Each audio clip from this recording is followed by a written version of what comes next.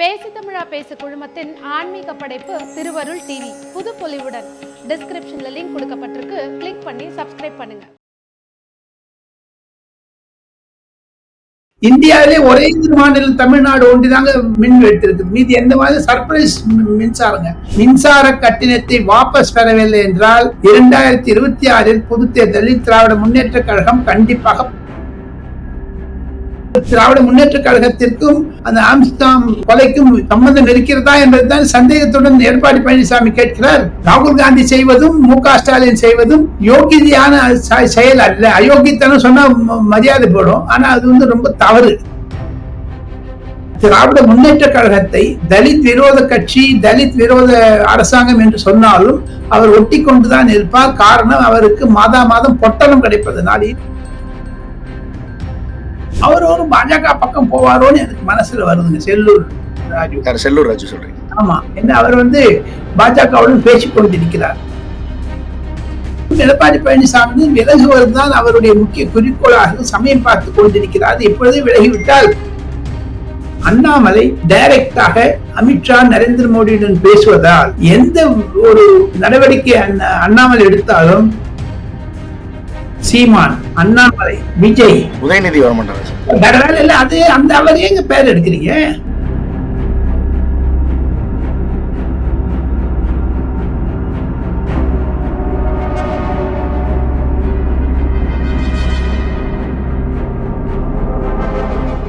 பேசு தமிழா பேச நேயர்களுக்கு வணக்கம். இன்று நம்முடைய நிகழ்ச்சியில டெல்லியில இருந்து மூத்த பத்திரிகையாளர் திரு ராஜகோபால் அவர்கள் இருக்காங்க. அவங்க கூட தான் பேச போறோம். சார் வணக்கம். சார் நமஸ்காரம். சார், முதல்ல பரபரப்பா பேசப்படுறது தமிழ்நாட்டுல அந்த என்கவுண்டர் விஷயம். ஆம்ஸ்ட்ராங் அவர்களுடைய மரணத்துல மின்சாரம் தான் முக்கியங்க கார்த்திக். மின்சாரம். ஆமா சார். அயோக்கியத்தனம் இருக்கு பாருங்க. தமிழக அரசாங்கம் தேர்தல் விக்கிரவாண்டி தேர்தல் முடியும் வரை பார்த்திருந்தார்கள். ஆனால் இதுல என்ன இலவச வேண்டி கிடக்கு உங்களுக்கு? பொய் சொல்றாங்களே, பொய் வாக்குறுதி. அதைத்தானே நேற்று இரவு திடீர்னு மின் கட்டணத்தை உயர்த்துறதா அறிவிச்சிருக்காங்க. ஆமா, தப்பு இல்ல. இது எப்படிங்க பண்ண முடியும்? அண்டை மாநிலமான கர்நாடகாவில் செய்திருக்கிறார்கள். இப்படி இருக்கும்போது ராகுல் காந்தியே போய் சொல்றாரு கட்டாக்கட் 5 கேரண்டி. நம்ம இவர் ஏன் சொல்றாரு? Minister M.K. Stalin, chief minister, மாண்புமிகு முதலமைச்சர், நான் வாக்குறுதிகள் திராவிட மாடல் வளைத்து இந்தியாவும் பார்க்க. என்னங்க இது? தப்புங்க இது. ஜனங்கள்லாம் என்ன பண்ண? ஏற்கனவே சாராய ஊழலில், சாயாரத்தில், போதைப் பொருளில் மயங்கி கொண்டிருக்கக்கூடிய பொதுமக்களுக்கு மின்சார கட்டண உயர்வு, அதை தவிர மின் வெட்டு வேற இருக்குது. இந்தியாவிலே ஒரே மாநிலம் தமிழ்நாடு ஒன்றுதாங்க மின் வெட்டு இருக்குது. மீதி எந்த மாதிரி சர்ப்ரைஸ் மின்சாரங்க. டெல்லி எடுத்துங்க. இது வரைக்கும் ஒரு நாள் கூட நரேந்திர மோடி பதவிக்கு வந்ததிலிருந்து 10 வருடத்தில் மின்சாரம் ஒரு நாள் 2 நாள் போயிருக்க தவிர அந்த மாதிரி ஒரு கட்டிங் வேலையே கிடையாது. எடப்பாடி பழனிசாமி பண்ணும்போது கூட கட்டிங் இல்லாத இருந்தது. இவங்க மின் வெட்டு, கட்டு, பண உயர்வு, இதே மாதிரியான ஒரு அராஜக வாழ்க்கைத்தான் நடக்க வேண்டியா இருக்கிறது. பொதுமக்கள் வள்ளல் படுகிறார்கள்.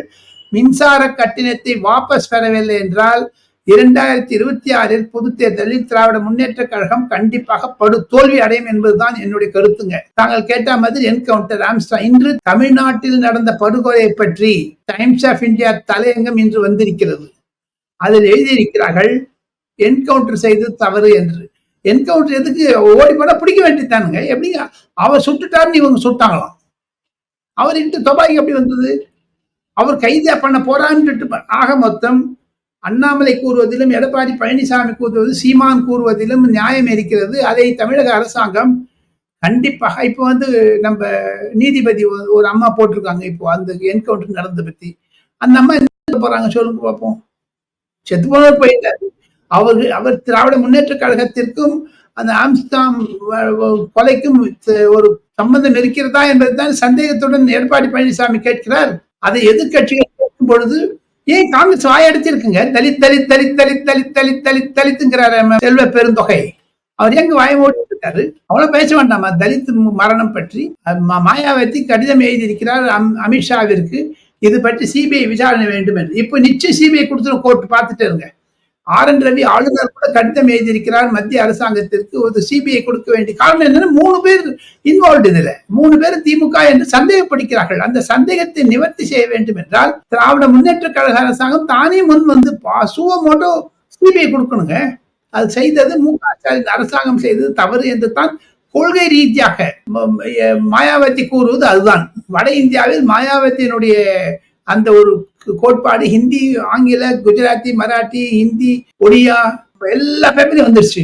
தமிழக அரசாங்கத்திற்கு அசிங்கமா திராவிட மாடல் எது இருப்பினும் இன்று நாம் இருவரும் பேசிக் கொண்டிருக்கும் போது பீகாரில் ஒரு என்கவுண்டர் நடந்திருக்கிறது, பீகாரில் ஒரு கொலை நடந்திருக்கிறது. அந்த விஐபி பார்ட்டி என்று விகாஸ் இன்சாப் பார்ட்டி என்று பெயர், அது இந்தி கூட்டணியில் இருக்கிறது. அதனுடைய தலைவருடைய தகப்பனாரை சுட்டுக் கொண்டு விட்டார்கள். அதற்கு ராகுல் காந்தி கண்டனம் தெரிவிக்கிறார். அப்ப ஆம்ஸ்டாம் வேண்டாமா? எங்க ஒரு கண்ணு வெள்ளமா, இல்ல ஒரு கண்ணு சுண்ணாம்பு, ஒரு கண்ணு இதுவா? ராகுல் காந்தி செய்வதும் மு.க. ஸ்டாலின் செய்வதும் யோகியதையான செயல் அல்ல. அயோக்கியத்தனம் சொன்னா மரியாதை போடும். ஆனா அது ரொம்ப தவறு, ரொம்ப அசிங்கமா இருக்குங்க. தமிழ்நாடு அரசியல்னா மூக்கு பிடிச்சி நாத்தம் அடிக்குதுங்க ஒரு ஏரியா. Okay sir. இப்போ இந்த என்கவுண்டர் நடந்ததுக்கு அப்புறமா கண்டினியூஸா 3 சிசிடிவி காட்சிகள் ரிலீஸ் பண்றாங்க. அதுலயும் பல்வேறு குற்றச்சாட்டுகள் முன்வைக்கிறாங்க. இந்த சிசிடிவி காட்சிகளே இதுக்கு முன்னாடி வெளியிடல, இந்த என்கவுண்டருக்கு அப்புறம் வெளியிடறதுக்கான காரணம் என்ன அப்படின்னு கேக்குறாங்க. என்ன காரணமா இருக்கும் சார் இந்த என்கவுண்டருக்கு அப்புறம் இந்த 3 சிசிடிவி காட்சிகள் வெளியிடுறது? தமிழக போலீசார் தன்னிச்சையாக செயல்படாமல் ஏதோ ஒரு தலைவர், ஏதோ ஒரு கட்சி தொண்டரோ அல்லது ஏதோ ஒரு மந்திரியோ இயக்குவதாகத்தான் தெரிகிறது. இந்த ஆம்ஸ்டாங் என்கவுண்டரில் சிசிடிவி விட்டது தமிழக கமிஷனர் ஆஃப் போலீஸை மாற்றியதை தவிர இப்ப வந்திருக்கிற ரவியை கூட மாத்தணும். இப்ப பிரசன்ட் கமிஷனர் ஆஃப் போலீஸ் வந்திருக்காரு, அவரையும் மாத்தணும். ஏன்னா அவர் சமயத்தான் ரிலீஸ் பண்ணியிருக்காங்க. தமிழக சென்னை போலீஸ் செய்வது மிகவும் தவறான செயல் என்று தான் நான் கருதுகிறேன். என்ன ஒரு பொய்க்கு 9 பொய் சொல்ல வேண்டியதா இருக்குங்க சார். இப்ப இந்த விஷயத்துல நம்ம இதுக்கு முன்னாடி பார்த்திருப்போம், திமுக ஆட்சியில என்ன ஒரு விஷயம் நடந்தாலும் கூட்டணி கட்சிகளோ அவருடைய ஆதரவாளர்களோ அமைதிக்காக நம்ம பார்த்திருப்போம். சோ இந்த ஒரு விஷயத்துல திருமாவளவன் திமுக டோட்டலா எகென்ஸ்டா பேசியிருக்காரு. ரஞ்சித் அவர்களா இருக்கட்டும், அவர் ஒரு ட்வீட் போட்டு நிறைய எகென்ஸ்டா கொஸ்டின்ஸ் எல்லாம் கேட்டிருக்காரு. சோ இதுல என்ன பேசப்படுதுன்னா, திருமாவளவன் திமுக ஆட்சியில திமுகவுடைய கூட்டணி வெளியே வரதுக்கான வாய்ப்புகள் 2026ல அதிகமா இருக்கு அப்படின்ற ஒரு பேச்சு இருக்கு. ஏற்கனவே போன எலெக்ஷன்ல அவங்க ஏடிஎம்கே கூட பேசிட்டு இருந்தாங்க நம்ம பார்த்தோம். சோ இந்த ஒரு விஷயத்தை எப்படி பாக்குறீங்க சார்? ஏடிஎம்கே எடப்பாடி பழனிசாமியோட தான் செல்வார். இருப்பினும் எடப்பாடி பழனிசாமியுடைய அதிமுக என்பது மடிந்து ஒடிந்து வடிகிறது.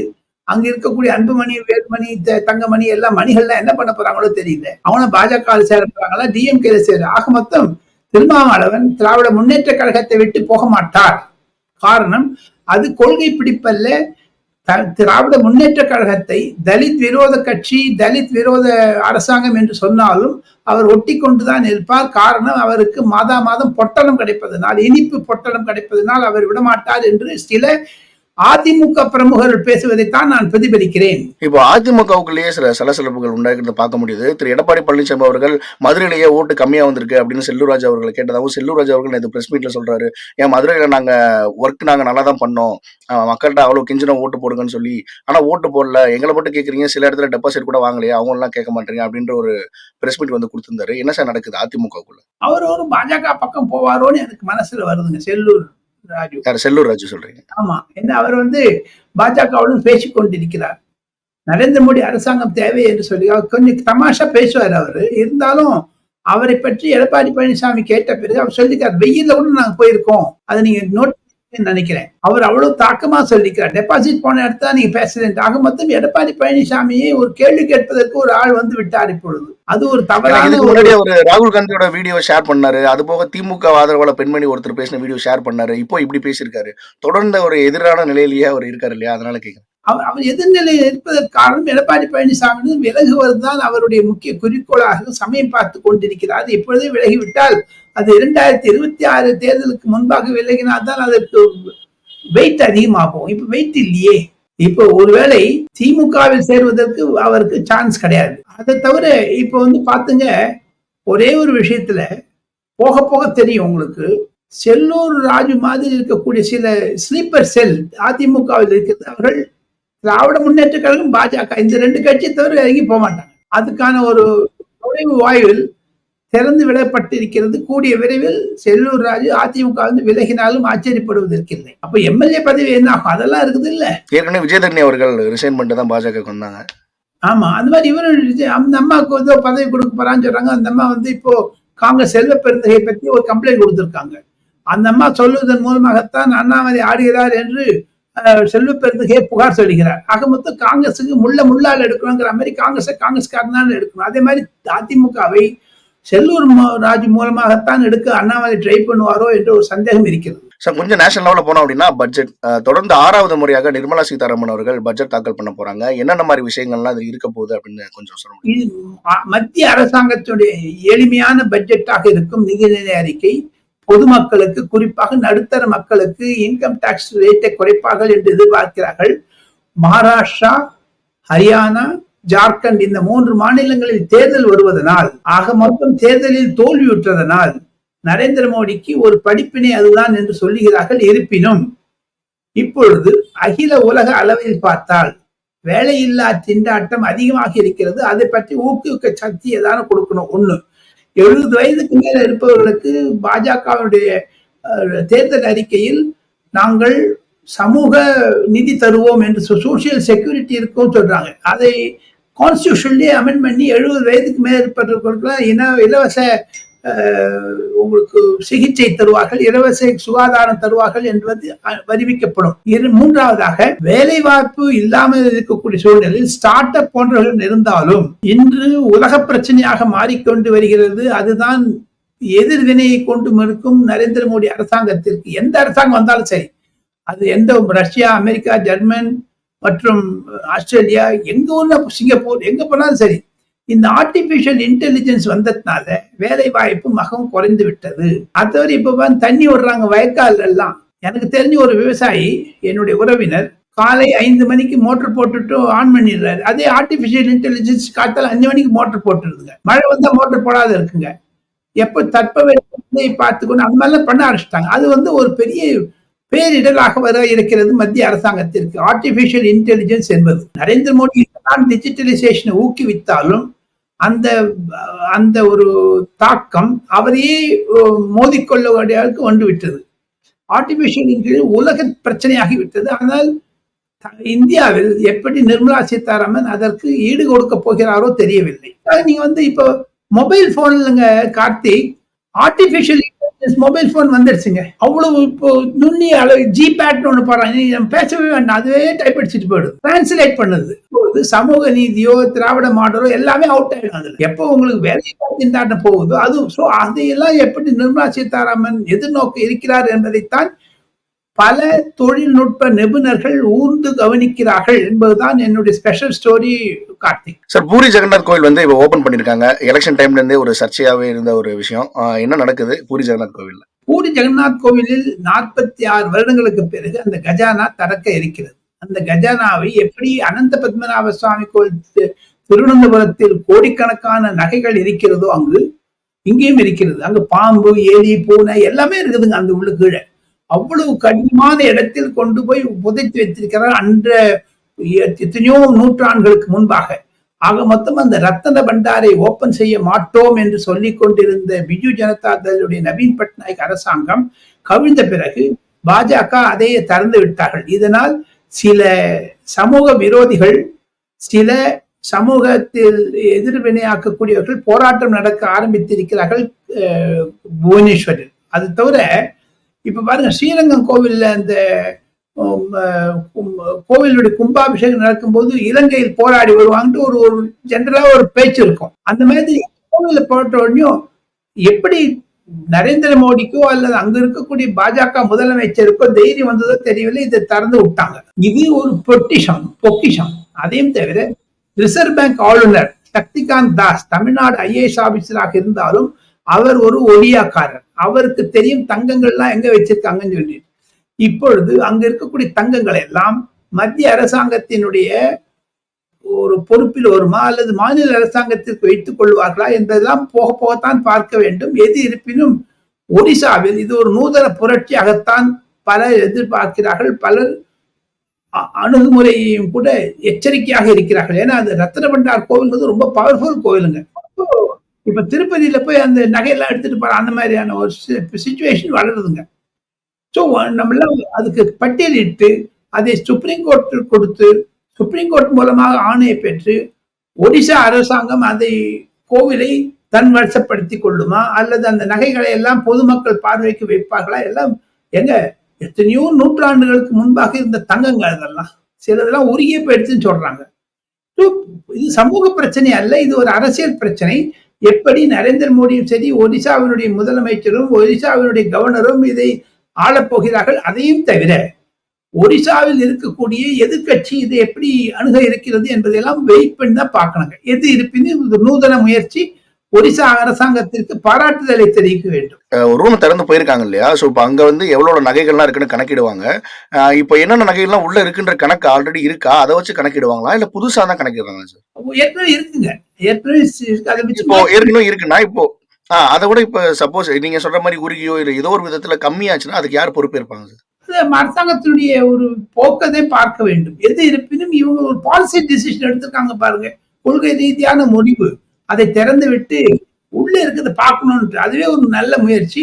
சில இடத்துல அதிகமா இருந்தாலும் இருக்கலாம்ல. இப்ப 400 கிராம் இருக்குன்னா அது 500 கிராமா இருந்ததுன்னா என்ன பண்ணுவீங்க? சோ இதெல்லாம் ஒரு சமூக பிரச்சனையாக மாறினாலும் ஆச்சரியப்படுறதுக்கு போராட்டம் நடத்த காங்கிரஸ் தயாராகி இருக்கிறது. ஒடிசாவில் காங்கிரஸ் இல்லவே இல்லை. இருந்தாலும் போராட்டத்தை அறிவிச்சிருக்காங்க. அப்பெல்லாம் இந்துத்துவ ஓணுங்கிறாங்க. இப்போ கோவில் உள்ள போகக்கூடாதுங்க. ஏங்க, கோவில் திறந்தாலும் வம்பு, திறக்கலைன்னாலும் வம்பு.